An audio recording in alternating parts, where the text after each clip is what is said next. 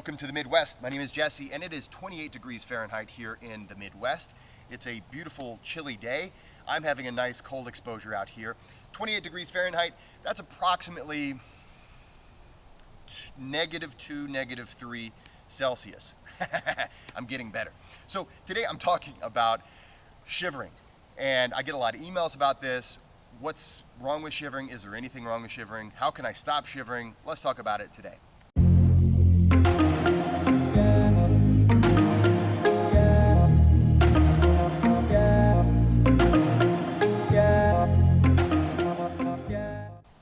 So, the things that you need to know first about shivering is that there's nothing wrong with shivering. Shivering is a natural reaction that the body is going to have to the cold.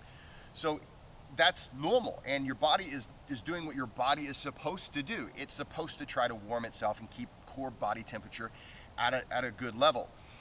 Where you'll see changes with your cold exposure training is that in time, your body will adapt to the point where it knows, hey, listen, I don't need to shiver right now because I have adapted to the cold. I'm cold trained.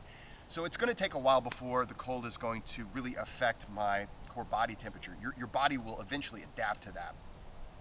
However, you talk to world record holders in cold exposure, and they will all tell you that there will come a time whenever you're going to shiver. And if that happens, that's fine. Get right into it. You know, take some time to shiver and shiver proudly, my friends. Okay, don't feel like you have to hide it. But be mindful if you stay out so long that you just can't control that shiver. If you just can't control it, you can't get it under control, you can't relax.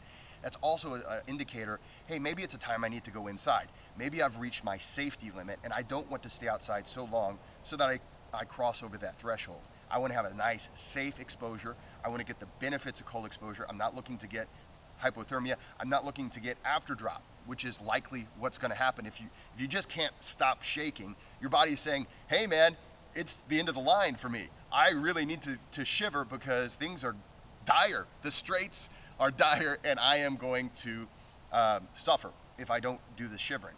So it's really important to listen to your body.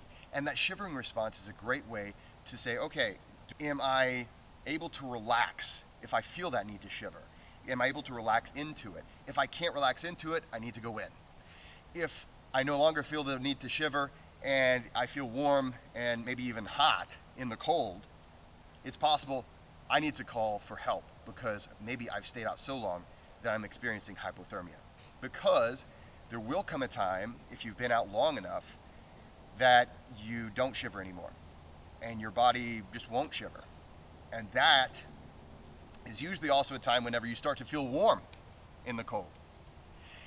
And that is also a time whenever it's likely you've become hypothermic. Your core body temperature has reduced and you're experiencing a lot of the symptoms that are very dangerous. But they're also the symptoms that oftentimes lead cold exposure enthusiasts to, well, really bad times. The most important thing in cold exposure really is to be mindful, to listen to the inner voice, what we call introception. So guys, be careful when you're in the cold, especially whenever it comes to pushing yourself to great lengths in the cold. It's a wonderful thing to train in. I'm training in it right now and I love it. And I think it's something that's great for everybody. However, it's something that we really do need to practice introception for. We really need to practice listening to that inner voice so that we can have a safe and effective training regimen. Guys, I hope this has been helpful. It's okay to shiver. Don't be ashamed of shivering. It's okay. I hope this has been helpful. Guys, please like and subscribe if you haven't already done so. And please remember to go out there and be kind to one another.